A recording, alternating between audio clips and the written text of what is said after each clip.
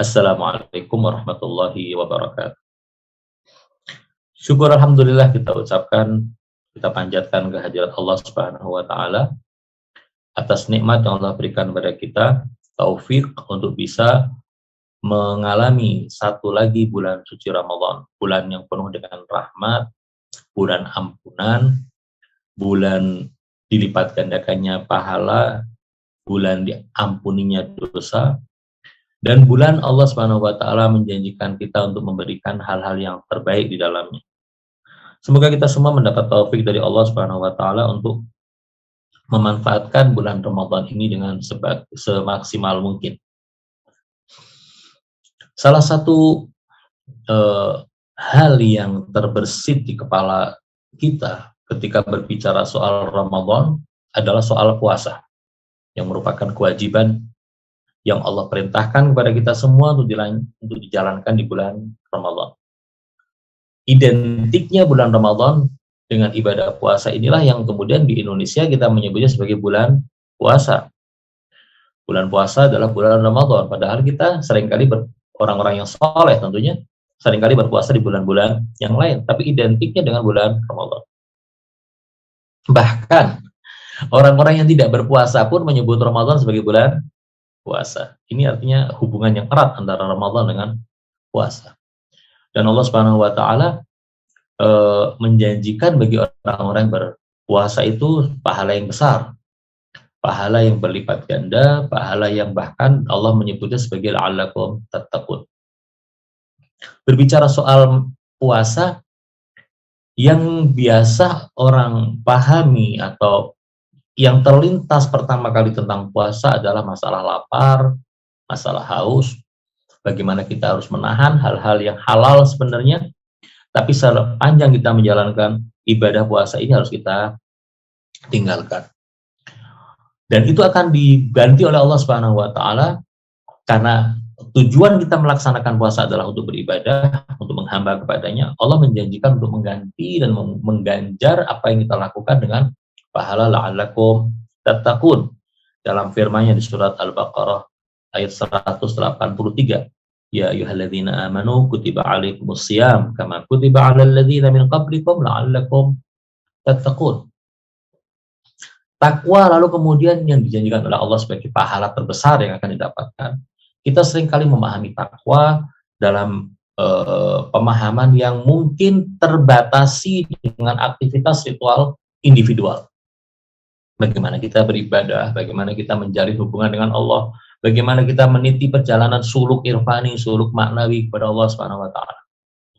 Sehingga kita tidak mengatakan hal-hal yang buruk, tidak melakukan hal-hal yang buruk, melaksanakan ibadah sholat sunnah dan semua hal-hal yang dilakukan dalam ibadah individual. Seringkali kita memahami seperti itu. Kita berharap dengan adanya ketakwaan kita, semakin tinggi ketakwaan kita, pintu-pintu atau tabir-tabir materi akan dibuka di depan kita.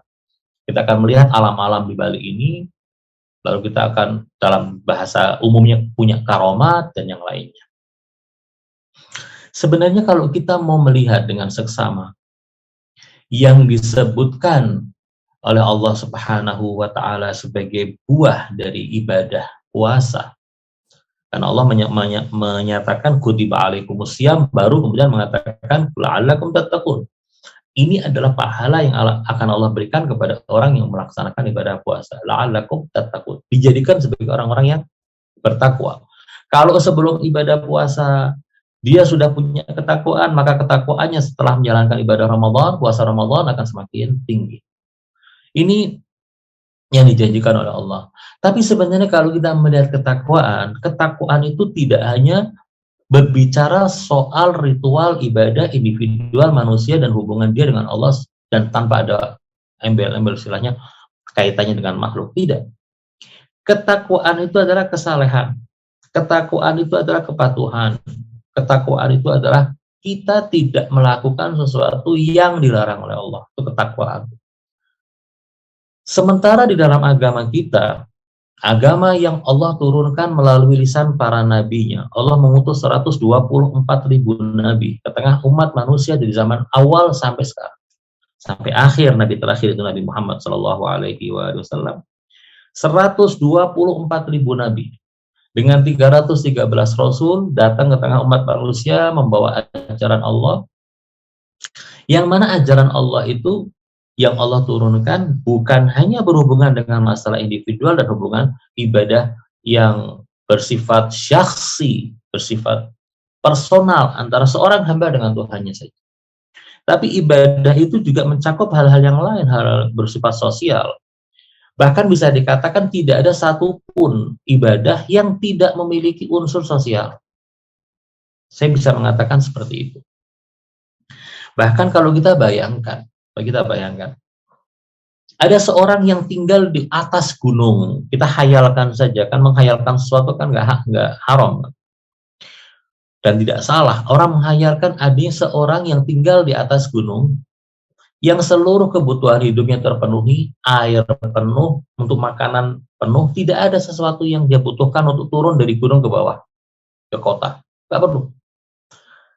Sekarang orang yang seperti itu, tinggal sendirian tanpa ada keluarga, sendirian. Semuanya terjamin. Ini kita bayangkan orang yang seperti itu. Lalu kemudian orang ini akan melaksanakan ibadah sholat malam di malam hari. Pertanyaannya adalah, apakah orang yang semacam ini ibadahnya dia di malam hari, di tempat yang seperti itu, dalam kondisi seperti itu, apakah ada unsur sosialnya? Jawabannya ada. Ada unsur sosial. Dari mana? Dari sini kalau kita melihat unsur sosialnya. Kalau seandainya kita melihat kitab-kitab fikih, kitab-kitab hukum, bukankah para ulama mengatakan kepada kita kalau orang sholat dengan menggunakan pakaian yang ghasab, bukan punya dia pakai pakaian itu tanpa izin si pemiliknya, bukankah para ulama mengatakan sholatnya tidak sah? Nah, ketika para ulama mengatakan seperti itu, dan masih ada banyak hal-hal yang lain, misalnya tempatnya punyanya orang lain misalnya, atau misalnya wudhu dengan air milik orang lain, hal-hal semacam itu.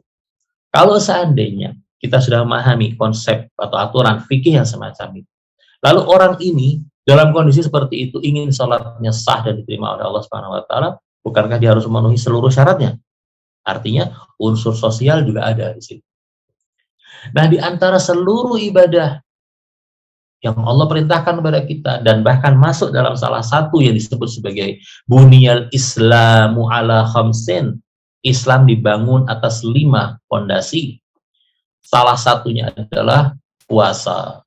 Nah, ibadah puasa, kalau dalam Ahlus Sunnah disebut, orang-orang Ahlus Sunnah biasa menyebutnya sebagai rukun Islam. Salah satunya adalah puasa.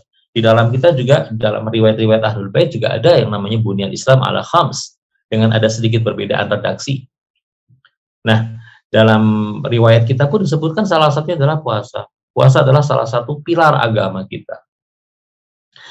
Ketika kita melihat ibadah puasa, kalau kita memperhatikan ibadah puasa itu selain dia mendidik kita, melatih kita untuk tangguh, untuk tahan, untuk terbiasa dengan rasa lapar, rasa haus, untuk terbiasa menahan hawa nafsu, ingin sesuatu ditahan. Ini adalah suatu kebiasaan yang diajarkan dalam ibadah puasa. Nah, selain daripada masalah itu, dalam ibadah puasa juga mengandung unsur sosial. Unsur sosial di mana kita diajarkan oleh para, diberitahu oleh para imam, oleh para pemimpin kita, bahwa ada sisi yang harus kita perhatikan dalam puasa. Dalam satu riwayat dikatakan bahwa ayyuhan nas man hassana minkum, misalnya di dalam satu riwayat, saya bacakan riwayat dari Usul Kafi. Dari Usul Kafi dikatakan bahwa yang namanya puasa itu adalah supaya bisa merasakan apa yang dirasakan oleh orang fakir. Ini kita seringkali mendengar riwayat ini. Dalam sebuah riwayat, Imam Shadiq alaihissalam mengatakan, innama faradallahu azza wa jalla as-siyam liyastawiya bihil ghani wal faqir, wa dhalika annal ghani lam yakun liyajida massal ju' fayarhamal faqir. Imam Shadiq mengatakan Allah memerintahkan kita untuk puasa supaya antara orang kaya dan orang miskin sejajar.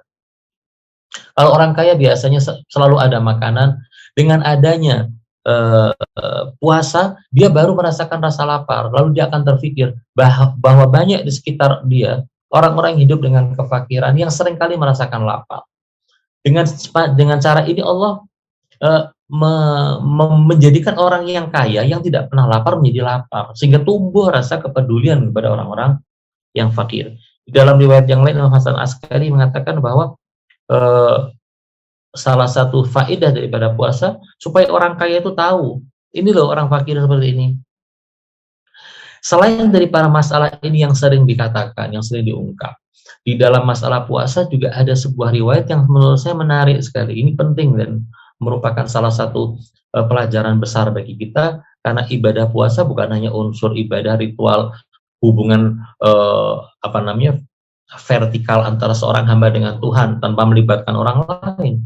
Ini ibadah yang bersifat sosial juga, bahkan lebih dari sekedar untuk merasakan itu. Rasulullah SAW dalam riwayat juga mengatakan, jaga diri kalian dari api neraka walaupun dengan syiqqi tamrah, walaupun dengan separuh biji kurma, bagi pada orang. Salah satu hal yang dianjurkan adalah berbagi makanan buka puasa dengan sesama mukmin yang melaksanakan ibadah puasa, yang pahalanya akan dibebaskan oleh Allah dari api neraka. Ini adalah dorongan-dorongan supaya kita melihat puasa itu jangan dianggap sebagai ibadah individual, tapi juga sebagai ibadah ritual yang bersifat sosial. Nah, kenapa kita berbicara ini? Karena pentingnya permasalahan dan jangan sering kali dilupakan. Riwayat terakhir secara singkat akan saya bacakan.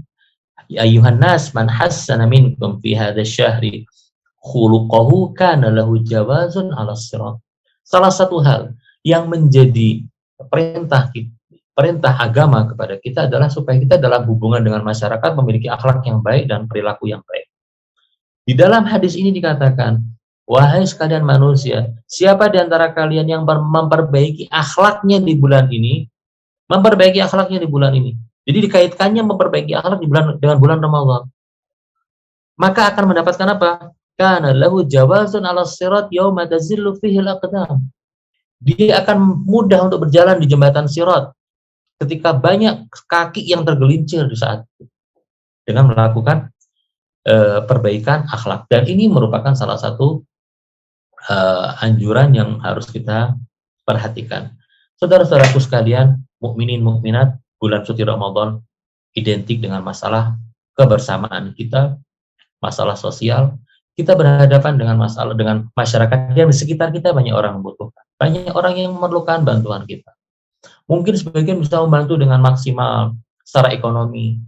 Kadang orang membantu tidak secara maksimal karena ketidakmampuan. Kadang orang tidak memiliki sesuatu yang diberikan secara materi, tapi dia punya sesuatu yang dibagikan secara keilmuan, nasihat, kebaikan, dan hal-hal yang lain. Jangan pernah kita menutup mata dari perbuatan-perbuatan baik pada sesama. Khususnya di akhir bulan Ramadan ada satu hari Jumat yang mana kita semua diperintahkan dan didorong untuk menunjukkan kebersamaan kita dengan sesama, yaitu menunjukkan dukungan kita kepada keadilan, dukungan kita kepada kebenaran, dukungan kita kepada kesucian. Ramadan suci, maka kita harus berjalan di atas kesucian. Kezaliman itu adalah satu hal yang buruk. Dan simbol keburukan dari sebuah kezaliman terbesar di abad 20 dan berlanjut sampai sekarang adalah kezaliman sekelompok orang bengis yang kemudian menduduki sebuah negeri dengan menganggap bahwa negeri itu tidak ada manusianya di dalamnya. Itu yang sering mereka gembar-gemborkan. Sebuah negeri dan tanah yang tidak ada bangsanya, kami datang sebagai bangsa yang ingin memakmurkan, dan kemudian mereka mendirikan sebuah rezim ilegal dengan menyebut dirinya sebagai negeri Israel. Yang dijajah adalah negeri Palestina. Dengan penjajah negeri Palestina, yang terampas adalah hak-hak bangsa Palestina. Yang dibelenggu adalah bangsa Palestina. Dan ternyata bukan hanya bangsa Palestina saja, kita jangan sampai berpikiran sempit, itu orang Palestina, kita orang Indonesia. Tidak. Mereka Palestina, mereka Muslim, mereka adalah manusia. Tunjukkan siapa Anda, apakah Anda manusia? Tunjukkan kemanusiaan. Apakah Anda muslim? Tunjukkan kemusliman.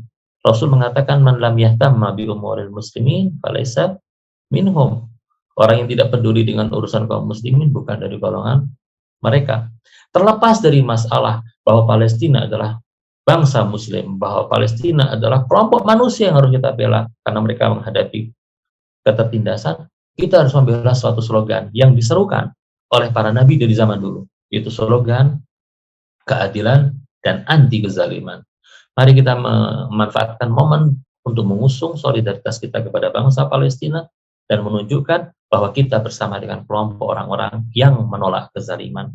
Semoga Allah Subhanahu wa taala meridhai kita semua dan menerima amal ibadah kita di bulan suci ini, meninggikan derajat kita di sisinya, mengampuni dosa-dosa kita, dan mempercepat kemenangan umat Islam atas umat-umat yang zalim yang dijanjikan oleh Allah Subhanahu wa taala liyudhhirahu 'ala ad-dini kullih.